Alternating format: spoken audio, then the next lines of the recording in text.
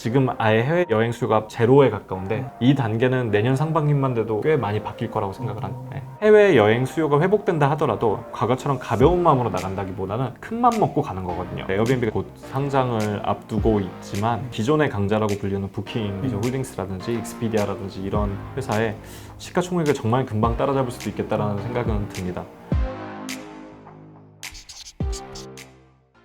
어떻게 패러다임을 바꾸게 됐나를 좀 잠깐 간략하게 좀 짚고 넘어가면 좋을 것 같아요. 네. 이 마이리얼 트립이라는 게 원래 어떤 서비스예요? 간단하게 한번 네. 소개해 주시면은. 네. 마이리얼 트립은 2012년에 창업한 서비스이고요. 12년 당시에는 가이드 투어 중개에 되게 집중을 했었습니다. 그래서 12년부터 한 15년 정도까지는 가이드 투어 중개에 집중을 되게 했었고 그 다음에 현지에서 즐길 수 있는 공연이라든지 어트랙션 티켓 패스까지 이제 확장한 게 15, 16년 그리고 이제 18, 19년에 이제 항공이나 다른 패키지 영역까지 확장하게 되면서 지금은 A부터 Z까지 여행자들이 필요로 하는 모든 걸 제공하는 플랫폼이 되었습니다. 그 마이리얼 트립이 퀀텀 점프를 하게 된 사실 서비스가 그 가이드 투어인 네. 건데 제 경험을 말씀을 드리면 저 같은 경우는 파리를 총 3번을 갔었는데 많이 가셨네요. 처음에 2번은 유명하다는 곳만 갔죠. 당연히 뭐 루브르 박물관, 뭐 오르세 미술관 뭐 이렇게 몇 군데 가서 그냥 정말 봤어요. 네. 아무것도 모르고 그냥 봤습니다. 모나리자가 있네요. 네. 라고 니케상이 있네요. 보고 오고 2번째 갔을 때는 가서 한번 봤으니까 그냥 먹고 놀고 왔거든요. 그리고 3번째 갈 때는 이게 너무 의미가 없는 거예요. 파리를 간 게. 그래서 마이리얼 트립을 보니까 도슨트 투어 같은 것들이 있어서 그걸 몇 개 신청해서 해봤더니 제가 여행을 했던 것과 전혀 다른 경험을 할 수 있었거든요. 맞습니다. 네. 그런 서비스, 가이드 투어 같은 게 어떻게 튀어나오게 된 서비스예요? 마이리얼 트립은 제가 2번째로 창업한 회사이고요. 네. 첫 번째 창업한 회사를 정리하고 2번째 이제 회사를 어떻게 해야 될까라고 했을 때 프라이머라는 초기 투자 회사를 하는 대표님들을 그렇죠. 창업 강연 같은 데서 우연하게 이제 뵐 기회가 있었습니다. 근데 제가 이제 멘토링을 또 간단하게 뭐 커피라도 한 잔 마시면서 받을 수 있겠냐 요청을 드렸었고 그 이야기를 하는 과정에 대표님들께서 제가 당시에 이제 아이템이 없다는 걸 알고 거꾸로 여행을 권유를 네, 하셨었어요. 네. 그래서 여행에 대해서 이제 왜 권유를 하셨냐면 일단은 한국인들의 기본적인 평균 소득 수준이 올라가고 있는데 그럼 자연스럽게 여가나 여행에 쓰는 비용이 커질 거고 두 번째로 봤을 때는 이제 여행을 자꾸 사람들이 나가게 되면은 여행에 대해서 취향이 생기고 까다로워지는 경향이 있을 텐데 지금의 대형 여행사라고 불리는 회사들은 아쉬운 것 같다. 그래서 스타트업들한테 되게 기회가 있는 것 같다. 라고 하셨었고 제가 이제 나도 여행 좋아하니까 되게 동감이 되더라고요. 그래서 덥석 이제 제가 이제 기회를 잡았었고 근데 이제 여행이라는 것도 마치 저희가 국내 여행이라는 걸 봤을 때 너무 방대해서 제주도를 들어간 것처럼 여행이라는 영역도 제가 볼 때 너무 방대했어요. 그렇죠. 네. 근데 그 중에 스타트업이니까 하나를 날카롭게 이제 파고 들어가야 되는데 날카롭게 파고 들어갈 때의 조건은 기존의 큰 여행 회사들이 잘 못하고 있는 거 그리고 두 번째로는 고객들이 가장 불만이 많은 지점을 파고 들어가면 좋을 거라고 생각을 했었고 그게 어떤 지점이었나요? 그게 바로 현지에서의 체험 관련한 부분이었습니다. 그러니까 사람들이 항공이나 숙소에 대한 불만은 의외로 별로 없어요. 그러니까 항공이라는 건 너무 예상이 되는 경험이에요. 그렇죠. 그리고 그건 여행이라기보다는 좀 물류에 가까운 것 같아요. 네. 예. 그리고 숙소도 물론 이제 여행의 일부긴 하지만 대부분 우리가 진짜 여행이라고 말하는 건 숙소 바깥에서의 일이죠. 그렇죠. 네. 예. 근데 그 현지에서 먹고 마시고 놀고 누군가를 만나고 어딜 가는 거에 대한 불만이 사실은 기존 패키지 여행사들에 대한 불만은 거의 거기서 다 나옵니다. 예. 나는 박물관 가기 싫은데 가요. 나는 한국 음식 먹기 싫은데 한국 식당 억지로 갔어요. 그게 아무래도 획일화되어 있다 보니까. 획일화되어 있다 보니까 그 변화되는 취향에 맞출 수가 없는 거죠. 네. 그래서 저희가 집중했던 건 이 부분을 해결하자. 이 부분을 해결하면 나중 부분을 해결할 기회도 또 올 거다. 라고 이제 시작을 했던 거죠. 여행의 패러다임 자체가 패키지에서 자유여행으로 넘어왔는데 둘 다 사실 해결해주지 못한 문제가 패키지 같은 경우는 내가 하기 싫은 걸 해야 되고 그렇죠. 자유여행은 내가 할 수 있는 걸 할 수는 있는데 내가 뭘 해야 될지 잘 모르겠고 맞습니다. 네. 그 두 개를 적절히 잘 섞어서 솔루션을 내놓으신 게 이제 가이드 투어라는 거였고요.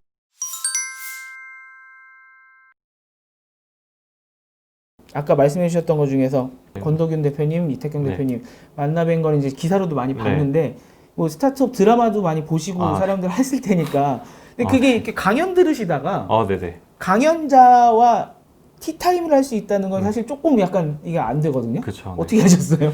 네, 어떤 분들은 그냥 뭐 생각보다 쉽게 가가지고 혹시 뭐 커피 한잔 하면서 이야기할 수 있을까요? 라고 말할 수도 있겠지만 저는 성격상 그게 진짜 어려운 사람, 네. 엄청나게 사실은 내성적이고 네. 소극적인 사람이어서 정말 극도의 용기를 냈던 거거든요. 근데 제가 첫 번째 사업을 실패해보는 경험을 하지 않았다면 그런 용기가 나지 않았을 것 같아요. 첫 번째 사업을 실패하고 잠깐 대학교로 돌아왔다가 두 번째 사업을 다시 하기로 결정한 마당이니까 되게 비장할 거잖아요. 네. 창피함에도 불구하고 되게 용기를 내서 이제 요청을 드렸던 거죠. 그냥 딱 끝났을 때 앞에 가셔갖고 네. 인사드리고 네. 티타임 한 번만 하자고 네, 하신 거예요? 맞습니다. 네. 와, 그러기 쉽지 않은데요, 진짜. 뭐 또 얼핏 보면 그렇게 어려운 일도 아니거든요. 근데 그때만 해도 너무 큰 용기가 필요했어요. 왜냐면 저는 두 대표님이 너무 대단해 보이고 네. 너무 바쁜 사람일 것 같고 감히 나 같은 사람에게 시간이나 내주실까? 네. 이런 게 되게 걱정이 컸기 때문에.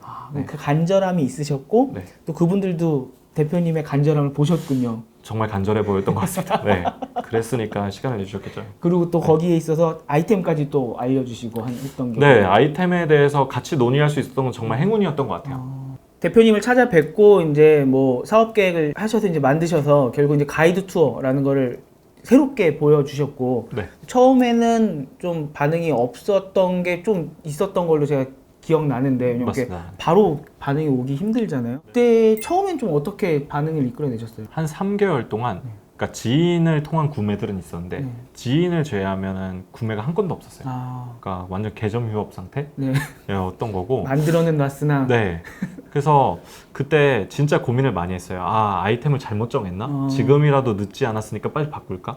이런 고민들을 많이 했는데 한 3개월 정도 되던 때 첫 이제 예약이 들어왔는데 네. 너무 첫 예약이니까 이제 궁금해가지고 제가 전화를 드려봤어요. 아, 네. 어떤 분이신가 했더니 시청의 공무원분들이신 거예요. 이 시청의 공무원분들이 연수를 가실 때 현지에서 이제 급하게 통역과 코디네이션을 네. 찾는 관점에서 오고 그 뒤에 또 이제 들어오는 건 방송사가 역시 뭐 샌프란시스코에 무슨 다큐 촬영을 가는데 네. 현지 코디를 찾는다 아. 이런 식으로 오니까 이게 제가 생각했던 고객층이랑 완전 다른 거예요. 네. 저는 약간 이런 것들을 당시 저와 나이대가 비슷했던 20대들이 뭔가 새롭고 뭔가 유니크하고 로컬한 여행하고 싶을 때 쓰는 플랫폼이라고 생각을 하고 왔는데 정작 반응이 오는 쪽은 40대 이상 분들이 간절하신 분들이 네, 그렇죠. 간절하다라는 게 되게 중요한 포인트인 것 같아요. 그러니까 유니크하고 로컬한 여행은 있으면 좋고 뭐 아니면 그만 네. 이런 건데 그분들은 그 현지 코디나 통역관을 못 구하면 그 여행을 못 떠나니까 그렇죠. 이게 너무 간절하셨던 거예요. 그래서 처음에는 이런 것들을 제가 인정하고 싶지 않아 했던 것 같아요. 그러니까 저는 40대 이상 분들이 쓰라고 만들었던 플랫폼이 아니라 영한 세대가 이제 네. 쓰는 플랫폼이라고 만들었는데 제가 생각하는 고객과 다른 고객층이 유입되니까 네. 인정하고 싶지가 않은 거예요. 그러니까 내 예상이 너무 달라버리니까. 네. 네. 그러다가 계속 그쪽에서 이제 구매가 일어나는 걸 확인하고 나서 아, 안 되겠다. 이거 완전 바꿔야겠다. 라는 생각이 들어서 막 홍보 문구 같은 것도 옛날에는 막 유니크 앤 로컬 익스피리언스 이런 거였는데 네. 편안하고 안전하게 한국인 가이드와 함께 여행을 하세요. 뭐 이런 식으로 바꾸고 주요 매체도 뭐 페이스북, 인스타 썼다면 네. 바꾼 게 이제 다음 이런 쪽이 잘 됐었습니다. 근데 그렇게 하다가 넘어오기 되게 힘들잖아요. 사실 이게 저희도 지금 채널 운영하고 있지만 네. 이게 타깃팅을 이쪽으로 하다가 반대쪽에서 만약에 반응이 와서 이렇게 반대로 바꿔버리면 다시 젊은 세대로 오기 쉽지 않거든요. 근데 저희는 좀 반대였던 것 같아요. 오히려 40대 층이 굉장히 공고하니까 30, 20대로 내려오기 쉬웠었어요. 오. 네. 20대 분들, 30대 분들은 그리고 또 약간 가격에 예민한 면도 있거든요. 네. 근데 40대 분들은 오히려 브랜드 로열티나 안정성 이런 게 되게 강하셔서 오히려 저는 제가 볼 때는 40대 이상 분들이 훨씬 까다로운 고객분들이에요.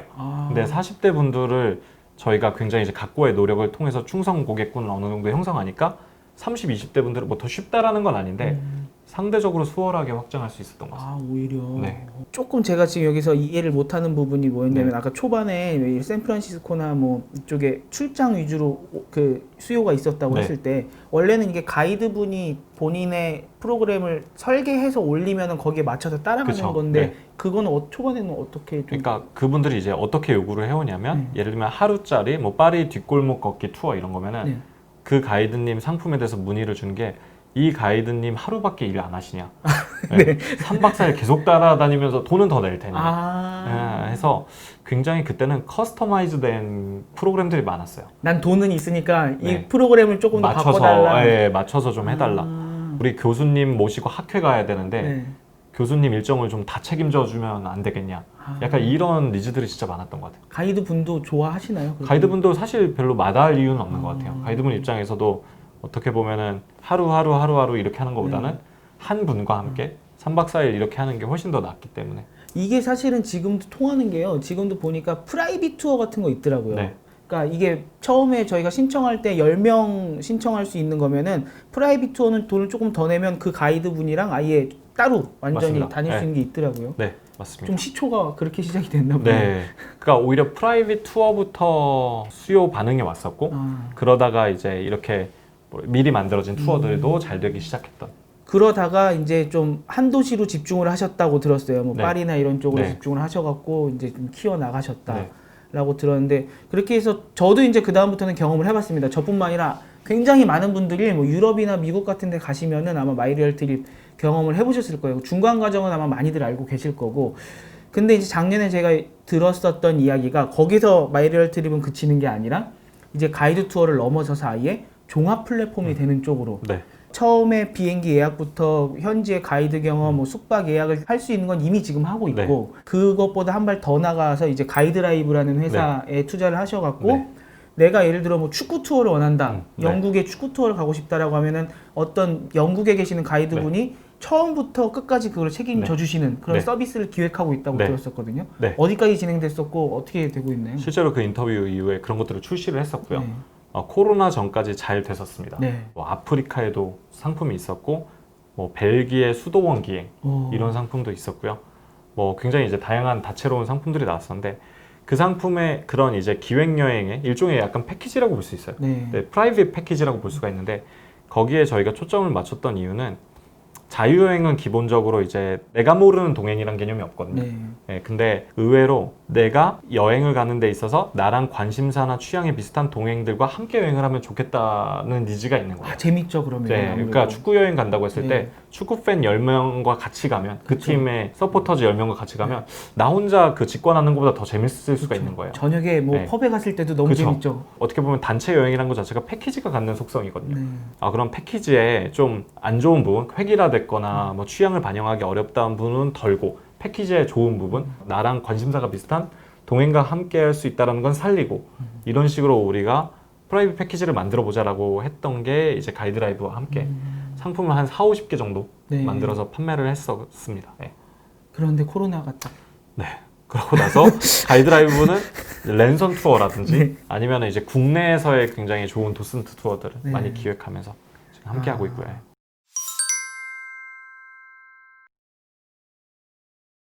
해외 여행 예전처럼 언제쯤 돌아올 것 같으세요? 정말 그 질문을 많이 받는 것 같습니다. 글쎄요, 진짜 뭐 바람으로 말한다면 당장 내년 상반기라도 돌아왔으면 좋겠다라는 생각은 항상 하고요. 근데 경영자로서 혹은 대표이사로서 좀 생각을 하면 그런 예측이 큰 의미는 없다고 생각해요. 그래서 진짜 어떻게 될지 모르니까. 그리고 그런 예측을 한다는 게 내부 구성원들에겐 되게 위험한 사인을 줄 수도 있어요. 내가 볼 때 내년 6월 안에 돌아옵니다. 근데 6월이 안 되면 내부 구성원이 막쑥 이게 쳐지고. 뭐지 뭐 진짜 약간 이렇게 될 수가 있잖아요. 네. 그래서 제가 집중하는 거는 언제 어떤 상황이 오더라도 유연하게 대처할 수 있는 굉장히 유연한 조직을 만들고 그리고 또 프로덕트 사이드에서도 네. 언제 어떤 방향으로 마치 해외여행에서 국내여행으로 엄청 빠르게 신속하게 틀 수 있었던 것처럼 언제 어떤 방향에도 대응할 수 있는 그런 플랫폼 구조를 갖추는 거. 그래서 조직과 프로덕트의 유연성과 이제 그 속도를 네. 갖추는 거를 되게 중요한 제 지금 현재 과업으로 삼고 있습니다. 네. 뭐 예측을 하기보다는 네. 예측보다는 기도를 해야 되는 거죠 지금. 언제나 제발, 네. 기도하고 계세요? 근데 저는 이제 백신이나 치료제 이런 것들을 봤을 때 네. 그런 건 있는 것 같아요. 19년도가 피크였는데 네. 19년도에 전면적인 그 레벨까지 가는 데는 시간이 조금은 걸릴 거라고 네. 생각은 되는데 분명히 근데 지금 아예 해외 여행 수가 제로에 가까운데 네.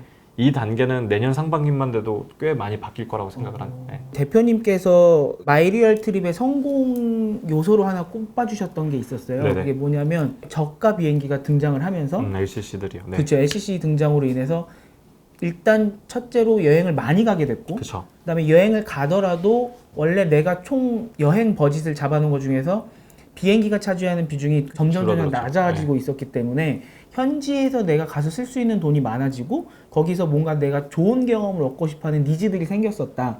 그거를 마이리얼 트립이 풀어줄 수 있었다라는 이야기를 제가 들었었는데 네. 이게 지금 코로나 이후에 예상되는 시나리오 중에 하나가 네. LCC가 지금 굉장히 많이 힘들어졌고요. 힘들어졌죠. 줄어든다는 얘기도 많이 네. 있고 그리고 또 하나는 그 LCC만 줄어드는 게 아니라 비행기 값 자체가 그 LCC가 아닌 회사들 비행기 값조차도 올라갈 수도 있다라는 좀 예상들이 나오잖아요. 그렇게 되면 거기에서 해결책 같은 거는 혹시 갖고 계신가요? 그런 얘기 되게 많은 것 같아요. 항공권의 가격이 오를 것이다. 네. 근데 그거는 잘 모르겠어요. 그야말로 그럴 수도 있고 아닐 수도 있고 항공권 가격이라는 건 저희가 컨트롤할 수 있는 네. 요소가 아니기 때문에. 근데 이제 저희가 되게 집중하는 부분은 해외 여행 수요가 회복된다 하더라도 해외 여행을 제가 볼 때는 과거처럼 가벼운 마음으로 나간다기보다는 큰 맘 먹고 가는 거거든요. 네. 그러면 저는 큰 맘 먹고 가는 분들의 특징은 또 이제 되게 어렵게 나왔는데 네. 제대로 된 경험을 하고 싶어 하지 돈을 아껴가면서 여행할 분들이면 저는 해외여행 안 갈 거라고 생각을 해요. 그러니까 이왕 어렵게 나온 김에 제대로 된 경험과 체험을 하고 싶은 분들이라는 거죠. 그리고 저는 마이리얼 트립이 원래 추구하던 방향이 돈을 아끼면서 하는 여행 뭐 이런 것보다 물론 그런 여행도 좋을 수 있지만 제대로 현지에 대한 체험과 경험을 네. 제공해주는 플랫폼이기 때문에 그런 방향에서 되게 부합한다고 생각합니다. 그럼 여기서 좀 제가 시나리오를 한번 제시를 해보면은 예를 들어서 예전에는 뭐 제주도 가는 것보다 동남아 가는 게 싸니까 싸다, 뭐 그러니까 동남아 막 나가고 네. 근데 가서 내가 막 돈을 펑펑 쓸 거는 아니고 여기 가서 국내에서 받는 경험보다 좀 더 잘 받으면 되니까 그런 식으로들 많이 저도 이제 그렇게 좀 바뀌어가고 있었거든요. 네네. 근데 그게 어떻게 보면 코로나 이후에 한 번 가도 제대로 가자라는 그쵸. 느낌으로 바뀔 수 네. 있다라고 좀 예상이 맞습니다. 되는 거군요. 실제로 에어비앤비 같은 글로벌 플랫폼들이 지금 수요가 회복되는 양상을 보면 네. 장박 여행이 많아요. 그러니까 어렵게 가는 거잖아요. 네. 그러면 가면은 2박 3일 있다 오는 것보다는 7박 8일씩 있다 오는 거죠. 그리고 7박 8일씩 있다 오면은 당연히 현지에서의 체험에도 관심을 가질 수밖에 없게 돼요. 그쵸, 그 그쵸. 숙소에만 있을 수는 없잖아요. 에어비앤비나 아니면 그 여타 다른 글로벌 플랫폼들의 회복 사례들을 보면은 이미 그러한 방향으로 이루어지고 있다라는 증거들은 되게 많은 것 같습니다. 네. 그렇게 되면 아까 뭐 트래블 버블도 말씀을 해주셨는데 예를 들어 예전에 유럽 나간다 그러면 나간 김에 한 15개국 돌고 오자 이랬는데 지금은 코로나 상황도 그렇고 여러모로 장박 이런 걸 봤을 때 좀 한 도시에 길게 네. 그렇게 좀 갈 네. 수도 있겠네요. 네, 그래서 뭐 프랑스를 간다라고 했을 때 옛날에 뭐 프랑스, 독일, 스페인 뭐 다 무조건, 2박, 2박, 네. 3박 뭐 이렇게 짰다면 프랑스에 오랫동안 머무르면서 뭐 근교 도시도 갔다 와 보고 남부 프랑스도 갔다 와 보고 이런 식의 패턴이 많이 나올 거라고 생각을 하고요. 제가 이제 에어비앤비 사례를 많이 말씀드리는데 에어비앤비가 최근에 이제 주식 상장 신청을 하면서 되게 많은 데이터들이 공개됐거든요. 네, 네. 근데 보면은 장박 여행도 되게 트렌드고 근교 도시로의 여행도 큰 트렌드입니다. 제가 안 그래도 여쭤보려고 그랬는데 에어비앤비 말씀을 해주셔갖고 네. 너무 감사합니다. 네.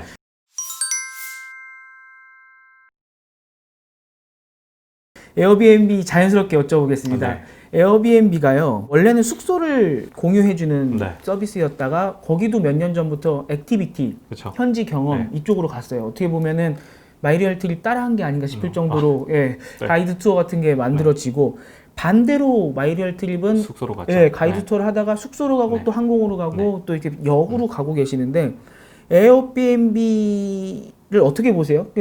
실제로 따라한 건가요? 아 저희가요? 아니요, 네, 에어비앤비가 글쎄요. 보고 따라한 건가요?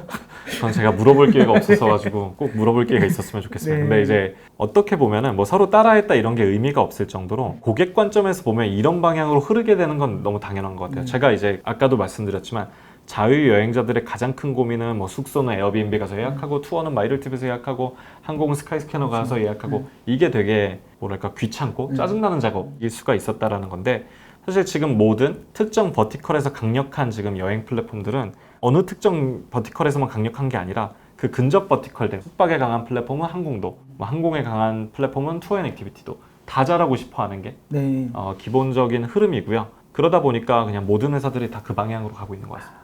각자 잘하고 있던 회사들이 있었는데 네. 결국은 어느 지점에서 모인다는 거군요. 그렇죠. 네.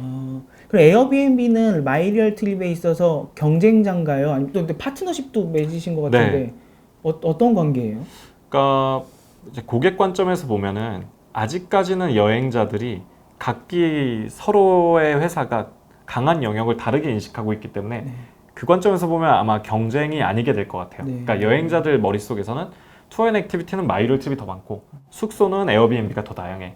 이런 이미 마인드가 있기 때문에 그 관점에서 보면 경쟁 영역이 겹친다고 보기는 어렵겠죠. 근데 두 회사가 가고자 하는 지점을 보면 필연적으로 경쟁이 일어날 수밖에 없긴 합니다. 그러면 지금은 잠시 이 마이리얼 트립 대표님이라는 직함을 잠시 내려놓고 제 3자의 관점에서 보셨을 때 네. 사실 그 에어비앤비의 장단점이나 그다음에 마이리얼 트립의 장단점이 어떻게 보면 이제 많이 비슷해졌거든요. 네네. 에어비앤비라는 회사는 혹시 어떻게 바라보세요? 기본적으로 굉장히 리스펙트하는 회사입니다. 엄청나게 리스펙트하는 회사이고요. 그들의 창업 스토리나 비전, 기업 문화 이런 부분에 있어서 마이리얼 트립도 많이 참고를 하고 이제 했었고 특히나 너무 인상적이었던 거는 에어비앤비도 이번에 너무 어려웠었잖아요. 그렇죠. 네, 감원도 하고. 네. 근데 제가 아까 마이리얼 트립의 투명한 커뮤니케이션 말씀드렸었는데 에어비앤비의 경영진이 대응을 하는 거 보면서도 많이 배웠어요. 그러니까 에어비앤비 경영진은 제가 들어보니까 매주 소식을 업데이트했었다고 하더라고요. 그 우리가 화상으로. 이런 상황이다. 네, 그 직원분들께서 궁금한 것들은 자유롭게 퀘스천을 하고 그리고 이제 뭐 기사에도 나왔지만 막 울고 그러셨대요. 어떻게 보면은 되게 솔직한 거잖아요. 네. 예, 막 경영자로서 안 좋은 사실은 감추고 네.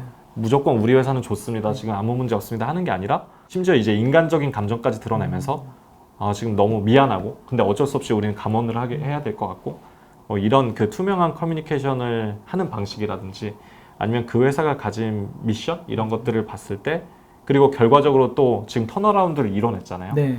봤을 때 정말 약간 리스펙트 하는 회사입니다. 업계 선배이기도 하고.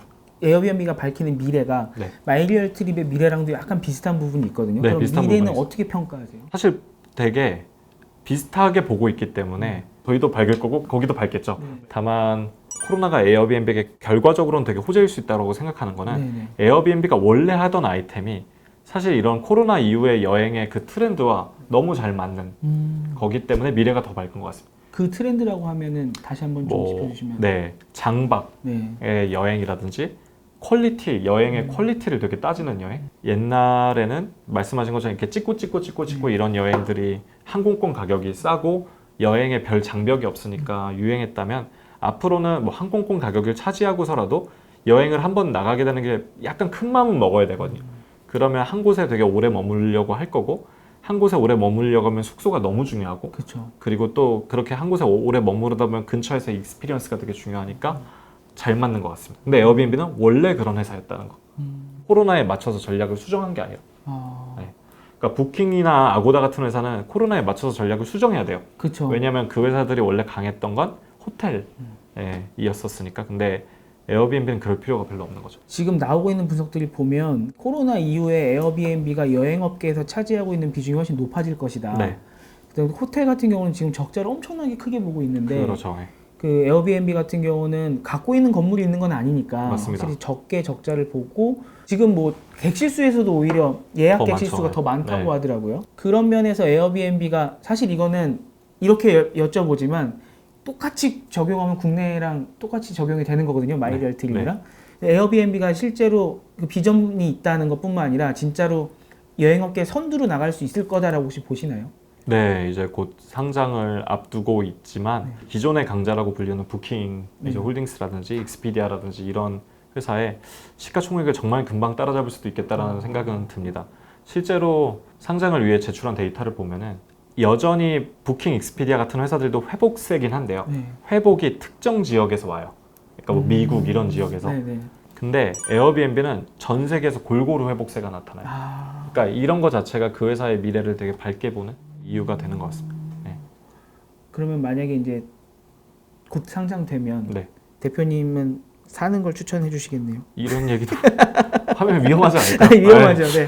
아무튼 지금 말씀해 주신 걸로 대충 가름을 하셨으면 좋겠습니다. 아무튼 뭐 주가는 올라갈지 내려갈지 아무도 모르는 그쵸, 거예요. 네네. 근데 확실히 에어비앤비의 미래를 긍정적으로 보고 계시는 거고 네네, 그건 그게 맞습니다. 똑같이 우리나라에서도 사실은 마이리얼 트립에 적용이 되는 거고요. 네네. 마이리얼 트립도 시리즈 D 받으셨으니까 아마 네. 곧 또 뭐 네, 생각을 뭐 하셔야 될 텐데. 일단 근데 당장 성장하는 게 먼저니까. 네, 그렇죠. 지금도 해외를 엄청 가고 싶으신 분들이 많으신데 네. 못 가고 있는 상황이잖아요. 마이리얼 트립이라는 가장 잘 나가고 있는 여행 플랫폼 대표님으로서 이렇게 좀 풀어봐라. 팁 하나 있으시면은 한번 좀 소개해 주십시오. 혹시 랜선 투어를 되게 강력하게 추천드리고 싶고요. 근데 랜선 투어를 할 때 여행자분들께서 이제 랜선 투어가 뭔지 잘 모르는 상황에서 그걸 되게 물어보시는 것 같아요. 유튜브에 가도 네. 여행 영상을 많아요. 아, 그니까요. 네, 막 네. 4K 네. 아주 고화질의 지금 VR 영상도 네. 많고요. 근데 그럼 랜선 투어가 뭐가 달라요? 이러는 부분들이 있는데 일단 랜선 투어를 하신 분들은 이제 되게 다르다고 말씀을 하시거든요. 가장 다른 건 이제 그게 라이브로 네. 스트리밍 된다는 거 현지에서 네. 스트리밍 되고 그리고 또 의외로 그 안에서 채팅하는 거 있잖아요. 네. 그 랜선 투어 시청자분들끼리. 그러니까 저희가 보니까 랜선 투어 예를 들면은 뭐 파리 투어다라고 했을 때 파리를 안 가보신 분도 보지만 사실은 파리를 얼마 전에 갔었거나 그런 분들이 약간 추억에 젖어서 저 그 마음 이해될 것 같아요. 저 카페에 막 내가 저기서 2시간 줄 섰었는데 네. 가이드님 저기 한 번만 들어가 주시면 안 돼요? 이러면 이제 막 들어가 아, 주시거든요. 약간 아바타 느낌. 예, 약간 해서 이런 면을 되게 매력으로 느끼는 것 같고 여행의 향수를 그렇게 달래시는 것 같습니다. 예. 앞으로는 코로나 이후에 여행을 가는 게 조금 더 소중해질 테니까 네. 예전처럼 자주 못 나가니까 좀 더 예습도 많이 하실 것 같고 네, 맞습니다. 내가 어디 갈까 고민할 때도 조금 더 알아보고 가야 될 것 같은데 그런 걸로도 좀 활용을 하실 것 같아요. 네, 저도 가장 많이 받았던 질문이 랜선 투어가 아무래도 코로나 대응으로 나왔던 네. 거잖아요. 그럼 코로나가 끝나면 랜선 투어는 의미가 없어지나요? 이런 질문을 저희 내부에서도 받고 네. 외부에서도 받는데 아니 저는 그렇지 않다. 오히려 더 많이 보편화될 거다라고 말씀드렸던 게 바로 그 이유입니다. 그러니까 아까 말씀드렸던 것처럼 여행을 큰맘 먹고 나가야 되는데 내가 이왕 가는 거 파리 갈까, 바르셀로나 갈까, 아 이게 결정하기 어려운데 그럼 랜선 투어를 이제 보면서 바르셀로나 요새 분위기가 이렇구나, 네. 아 요새 이렇구나, 내가 가도 되겠구나, 혹은 뭐 이런 게 되게 핫하구나 이런 것들을 미리 예습할 수 있는 그런 시간이 될 수 있을 거라 생각합니다. 이전까지는 해외여행 가기 전에 예습한다 그러면 블로그 보면서 그쵸. 맛집 어디지 네. 이렇게 알아보고 뭐 했다고 하면은 이제 앞으로는 영상이죠. 그 전에 랜선 투어가 없었으니까 네. 그렇죠. 그 블로그로 봤었는데 앞으로는 랜선 투어 보면서 거기 계신 분이 어디 맛집 추천도 해주시고 그쵸, 네. 여기도 가보시라고 직접 내 영상으로 보면서 미리 예습하고 그럴 수 있겠네요. 근데 오늘 되게 긴 시간 동안 또 이동건 대표님 모시고 지옥에서 살아온 경험과 네. 그 지옥을 천국으로 바꿔 나가는 과정과 또 과정 속에서 어떻게 대응을 하셨는지에 대해서 좀 되게 소중한 이야기 들었던 것 같고요.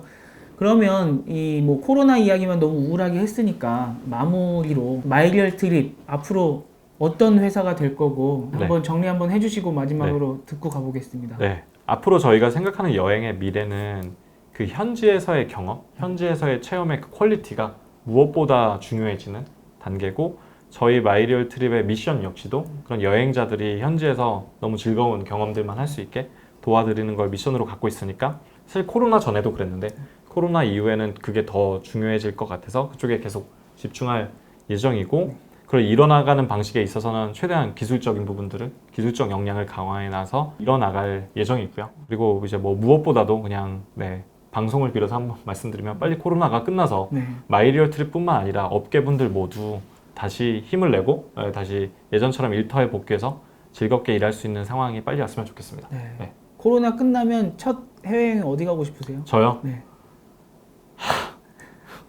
너무 많이 떠오르는데요. 저는 미국 가보고 싶어요. 다시. 예. 미국 어디 혹시 뭐 하고 싶으세요? 마이리얼 트립은 이 액티비티의 또 회사 아닙니까? 사실은 제가 이제 결혼 전에 샌프란시스코 여행을 이제 지금의 와이프랑 갔다 왔었는데요. 결혼하면 또 와야지 이런 생각을 했었는데 코로나가 터지는 바람에 그래서 샌프란시스코를 다시 가보고 싶습니다. 그러니까 지금 사모님과 가셨던 곳을 한번 다시 가득 추억하면서 그 가이드님과 함께 그 마이리얼 가이드님과 다들 많이 아마 그거 꿈꾸시고 계실 것 같습니다. 뭐 본인이 갖고 오셨던 최고의 추억의 경험 혹은 뭐 가장 특별했던 경험을 다시 한번 느끼고 싶으신 분들이 많을 것 같아요. 지금까지는 계속 새로운 경험을 찾아 나가셨다고 하면 이 1년간 뭐 2년이 될지도 모르는 이 갈증은 내가 한번 했었던 경험 다시 한번 느끼고 싶다라고 생각하시는 분들 많을 것 같은데 지금 말씀 주셨던 것처럼 코로나가 빨리 종식돼서 이제 앞으로 인터뷰도 좀 이런 이 아크릴이 없는 곳에서 했으면 좋겠네요. 오늘 이렇게 긴 시간 내주셔서 너무 감사드리고요. 다음번에 또 한 5배 정도 성장 금방 하시고 나서 또 한 번 꼭 모셨으면 좋겠습니다. 10배 됐을 때 돌아오도록 하겠습니다. 그 전에 나와주시면 좋을 것 같은데 10배를 빨리 하시면 되죠. 빨리 하고 돌아오도록 아이고 하겠습니다. 감사합니다.